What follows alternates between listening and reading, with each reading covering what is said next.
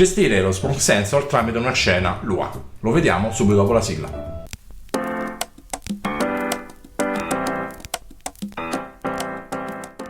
Ciao ragazzi e bentornati in un nuovo video targato Mr. Apple. Prima di iniziare con l'argomento di oggi vi ricordo di iscrivervi al canale e di attivare la campanella delle notifiche per non perdere nessun video. Questa settimana vi abbiamo presentato lo smoke sensor della Fibaro. Se non avete visto la recensione vi lascio il link qui in alto per andarla a vedere. Oggi vedremo come sia possibile controllare questo dispositivo affinché esegua azioni in nostro home center o ci mandi notifiche tramite una scena.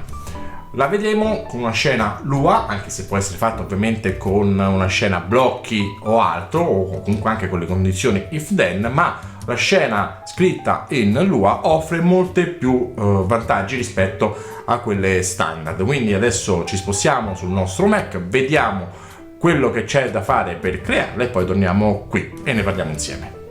Vediamo quindi come installare e configurare questa nuova scena. La prima cosa da fare ovviamente sarà andare nella sezione scene e da qui andare a fare clic su aggiungere scene.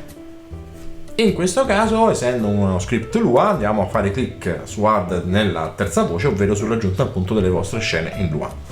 Come potete vedere, Home Center ci porta direttamente nella sezione di avanzate per poter andare a scrivere il codice, quindi andiamo a fare una selezione di tutto quello che c'è e andiamo a sovrascrivere il contenuto del nostro script.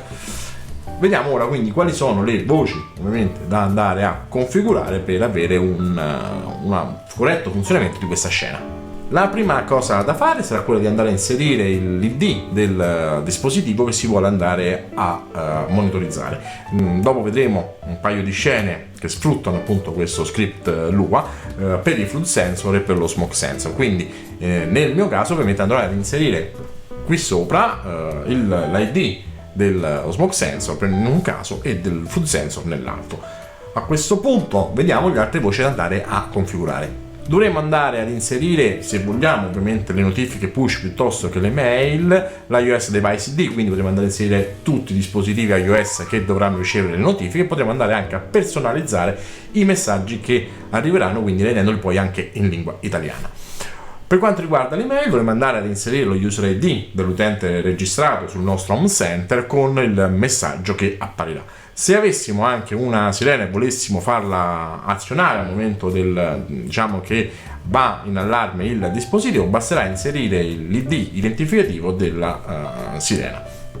Esistono poi tre sezioni, o meglio tre funzioni aggiuntive: la first, la last e la safe. La first, tutte quelle azioni che verranno effettuate prima ancora che parta la sirena. Quelle che verranno effettuate, ovvero last, dopo, quindi alla fine, quando ormai ha fatto tutto il suo ciclo, quindi anche l'invio delle notifiche, dei pop-up e di far scattare la sirena, e quelle anche per il safe, ovvero quando il dispositivo tornerà nuovamente in stato sicuro e non più breached.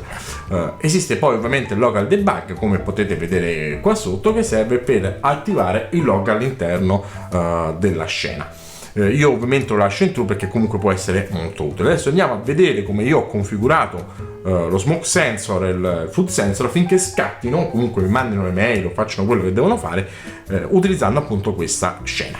Ok, questa è la scena del flood sensor. Ovviamente la prima cosa che ho fatto è stata andare a inserire il codice, l'ID del mio flood sensor, in questo caso è il 110, con il value che è il parametro che devo andare a leggere per far scattare tutto il processo di questa scena. Successivamente ho ovviamente configurato i device ID, l'iOS Device ID, ovvero tutti i miei dispositivi iOS dovranno andare a ricevere il pop-up e la mail, e ho configurato ovviamente i messaggi da inviare in base a quello che occorrono a me. Per quanto riguarda il flood sensor non ho inserito nessuna sirena Z-Wave che possa essere allarmata, comunque attivata, ma invece faccio spegnere le prese, le wall plug della Z-Wave di Fibaro prima ancora di andare a fare tutto il resto, ovvero del mandare notifiche e quanto altro. Questo perché almeno così, se in caso di allagamento, andrei a disattivare eventuali prese elettriche che possono darmi un eventuale corto.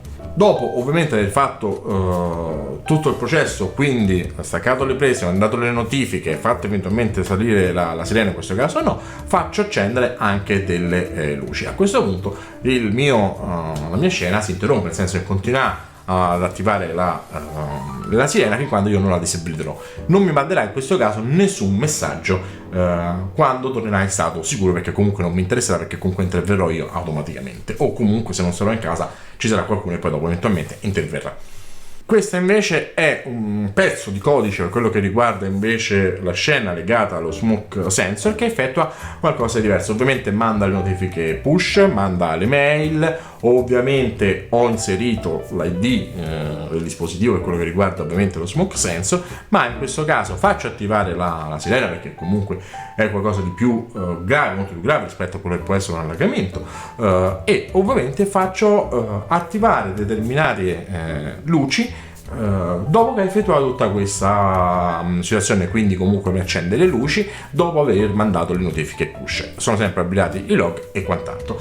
Vi faccio notare una cosa: come potete vedere io ho chiamato ovviamente scena smoke sensor nella stanza dove si trova e quant'altro. Per quanto riguarda l'iconcina, lo sviluppatore non ha rilasciato un'icona all'interno della pagina web, ma sempre all'interno del download di Fibaro ci sono una serie di icone sempre create dallo stesso utente Sankotronic, che ovviamente ringrazio come sempre, dove sono presenti queste icone. Lui ha creato non solo queste, ma ne ha create tantissime, non solo lui, ma sono anche altri utenti, per cui pur non trovando potete andare a scaricare un pack di tutte queste icone dove troverete queste, ma anche in altri modi e soprattutto anche per altri device. Ma a questo punto torniamo alle conclusioni finali. Ed eccoci qui. Come avete visto la scena non è complessa, perché comunque è un copia e incolla dello script di Sankotronic, l'utente che ormai già conosciamo sul forum di Fibaro, utente che comunque ringrazio perché mi dà sempre la possibilità di potervi mostrare come funzionano le sue scene all'interno del nostro canale YouTube. Tornando comunque alla scena, la prima cosa da fare ovviamente sarà quella di andare a reperire l'ID del nostro smoke sensor. Potremmo reperirlo direttamente anche dalla pagina del dispositivo stesso. Dobbiamo andare a reperire ovviamente gli ID degli utenti e dei device iOS se vogliamo far mandare mail piuttosto che notifiche, ed eventualmente tutti gli ID di tutti quei dispositivi che devono essere gestiti o comunque allarmati quando lo smoke sensor andrà in stato breached, chiamiamolo così. La scena, come avete visto, è divisa in due grandi sezioni: la parte iniziale, che è tutta di configurazione lato utente e che potremo andare quindi ad inserire le nostre informazioni, e la seconda parte che invece è il codice vero e proprio che ha scritto Zoran, che è appunto Sankotronic. La nostra parte ovviamente è soltanto la parte iniziale, lì dovremmo andare ad inserire appunto tutti gli ID dei dispositivi piuttosto che degli utenti che dovremmo andare a far avvisare. Se vogliamo possiamo andare a cambiare anche il testo del messaggio pop-up piuttosto che mail che ci venga inviato, come ho fatto io nelle due scene che avete visto poco fa, e eventualmente tutte le azioni. Cosa fa la scena? Allora, di default ovviamente la scena, nel momento in cui andiamo a definire il dispositivo, che è l'unico parametro ovviamente obbligatorio, andrà solo a scrivere sui log. Man mano andiamo ad inserire le varie funzioni, o meglio le varie indicazioni all'interno della parte iniziale della scena stessa, andremo ad inserire le maggiori informazioni. Quindi potrà far scattare la sirena, potrà far inviare i pop-up, potrà accendere luci, aprire finestre, cioè praticamente tutto. Questo come? Tramite i codici da eseguire prima, dopo ed eventualmente ovviamente in stato di safe, come abbiamo visto. Perché c'è il prima e il dopo? Perché praticamente la sezione centrale è data da attivare la sirena se c'è e mandare le notifiche. Quella è la sezione principale.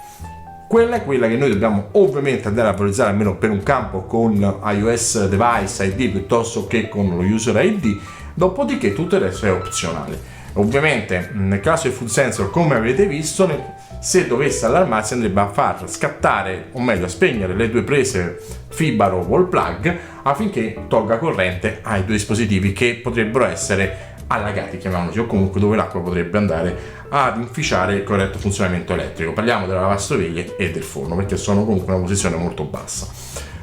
Questo ci metterebbe quindi al riparo da eventuali problemi elettrici. Quindi noi dobbiamo andare a inserire l'ID, dobbiamo andare a inserire la iOS Device ID piuttosto che uno User ID per mandare le notifiche. Ci potremmo anche fermare qui. Ovviamente non basta, perché comunque possiamo aumentare le opzioni, possiamo far scattare la sirena come faccio con lo smoke sensor, possiamo far compiere delle azioni prima dell'invio delle notifiche, di far scattare la sirena, o successivamente. Ovviamente dipende dall'importanza e dal tempo che ci mette. Come avete visto nel smoke sensor io faccio scattare la sirena, ma tutte le azioni le faccio intraprendere dopo, mentre nel flush sensor non faccio scattare la sirena, che entrerebbe nella parte principale del blocco del codice scritto dall'utente, ma prima faccio togliere la corrente e poi faccio comunque accendere soltanto una parte di luce. Ovviamente tutta questa sezione la potete andare tranquillamente a modificare come volete.